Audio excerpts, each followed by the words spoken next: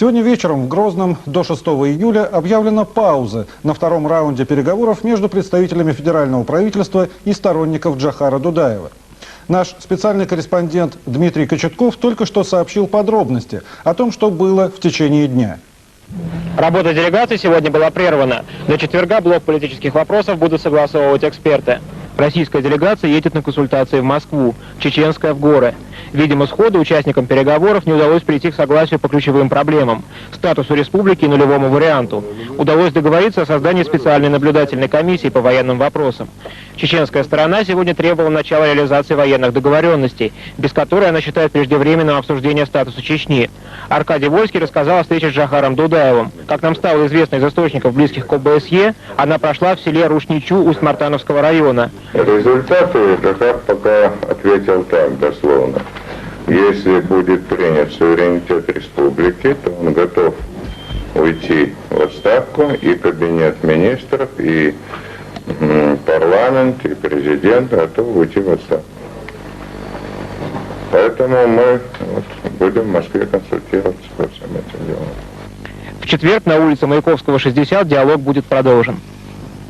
Тем временем 4 военнослужащих объединенной группировки федеральных войск в Чечне убиты и 10 ранены сторонниками Джохара Дудаева в минувшие выходные, сообщил Интерфаксу представитель командования. При этом он отметил, что войска строго соблюдали объявленный 21 июня мораторий на ведение боевых действий. Хотя только в Грозном в минувшее воскресенье боевики 17 раз обстреливали расположение федеральных войск. От Грозного до селения Автуры на вертолете ровно 10 минут полета.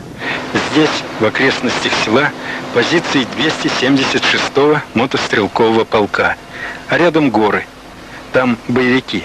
Фактически каждую ночь нападают на позиции полка. Обе стороны несут потери. Конечно, командование полка могло на жестокость ответить жестокостью, но оно поступило мудрее. Стало искать пути к согласию. Состоялось уже несколько встреч с жителями села. Военные вникли в их нужды. Помогли организовать отряд самообороны. Разминировали дороги, хлебные поля. Не собираемся ни на какую сторону переходить, потому что мы охраняем свое село. Сегодня военные приступили к разминированию подворий. Их здесь несколько. Такое сотрудничество большинство жителей села приветствует. Не случайно уже 3 суток позиции полка не обстреливается боевиками. Встречаясь с жителями, командование полка кропотливо ведет разъяснительную работу. Выяснился, к примеру, такой факт. Около 70% жителей села Автуры, да и соседних чеченских селений, ничего не слышали об амнистии тем, кто сложит оружие и перестанет воевать с федеральными войсками. А если и слышали, то не очень-то верят.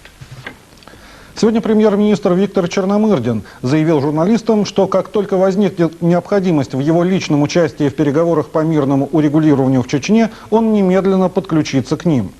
По его словам, сейчас наступил такой период, когда переговорный процесс набрал нужные темпы, и мы не имеем права на ошибку. Нам необходимо проявлять больше выдержки.